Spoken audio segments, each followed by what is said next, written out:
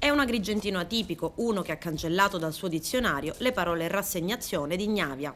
È Marcello Lascala, figlio di Raffaele, uno dei più grandi carradori di Sicilia, che da qualche tempo ha deciso di scendere in campo a favore di Agrigento, non a parole ma con i fatti. Lunedì scorso è rimasto deluso per l'assenza della città alla marcia di protesta a seguito del crollo del Viale della Vittoria.